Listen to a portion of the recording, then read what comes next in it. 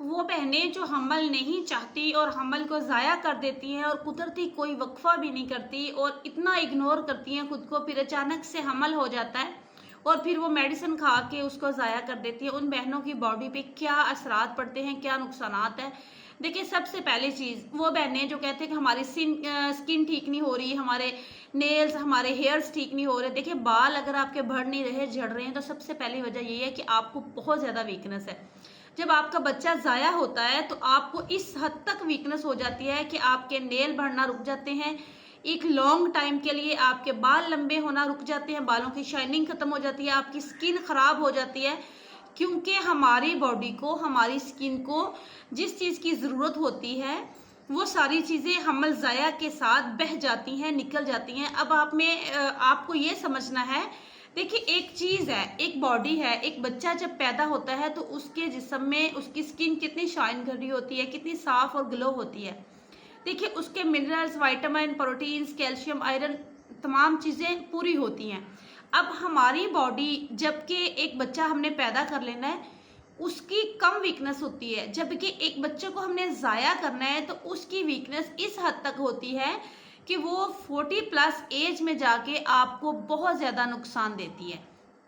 आपके जोड़ों में प्रॉब्लम, आपकी टांगों में चलने में प्रॉब्लम, आपके उठने बैठने में प्रॉब्लम, आप एक्टिव नहीं रहते। आपने कुछ औरतें देखी होंगी, कुछ लड़कियां देखी होंगी जो कि 40 प्लस पे भी एक्टिव होती हैं, उनकी स्किन अच्छी है, उनके बाल अच्छे हैं। तो इसके लिए बेहतरीन हल है कि अगर आप बच्चा पैदा नहीं करना चाहती तो परमानेंट इलाज कर लें। अगर आपने वक्फा करना है तो उसका भी करें, ये ना करें कि बार बार बच्चा ज़ाया हो रहा है, बार बार मेडिसिन खा रही है। क्योंकि ये वीडियो बनाने का मकसद है कि मेरे पास बहुत सी ऐसी औरतें आती हैं कि हमारा बच्चा ज़ाया कर दें, जब हम उनको इनकार कर देते हैं, वो चले जाते हैं, तो दोबारा से वो खुद से मेडिसिन खा के आ जाते हैं। लो जी, हमें ब्लीडिंग शुरू हो गई है बहुत ज़्यादा, अब तो हमारी जान को खतरा है, अब तो आप हमें बचा ही लेंगे ना, अब तो आप हमारा बच्चा ज़ाया करेंगे। ऐसे लोग हैं हमारे यहाँ पे मौजूद। अब आपने समझना क्या है, आपने ये समझना है, अपनी सेहत का ख्याल रखना है, अपनी ग़िज़ा का ख्याल रखना है। फिर देखिए कि आपकी सेहत, आपके बाल कितने अच्छे होते हैं, आपकी स्किन कितनी अच्छी होती है और आपके नेल्स वगैरह, आपकी पूरी बॉडी की शेप कितनी अच्छी होती है। जब अंदर ही कुछ नहीं होगा, अंदर ही वीकनेस होगी, तो फिर बाहर क्या होगा।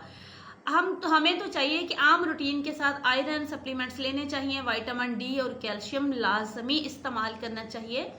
पोस्टपार्टम वाले में भी करना चाहिए, यानी कि डिलीवरी के बाद। डिलीवरी से पहले तो आप कर लेते हैं डॉक्टरों के बार बार कहने पर, लेकिन डिलीवरी के बाद आप डॉक्टर के पास जाते भी नहीं हैं, आप मदर फीड होती हैं, तब भी आपको आयरन की ज़रूरत होती है, कैल्शियम की, विटामिन डी की ज़रूरत होती है।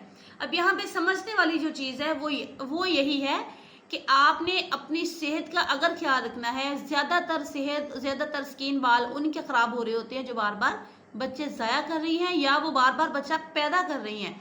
अब बच्चा पैदा करने में भी आपको वक्फा चाहिए। अगर एक बच्चा अभी छोटा सा दोबारा से हमल हो गया है तो समझ लें कि आपकी बॉडी 50% आपकी बॉडी ख़त्म।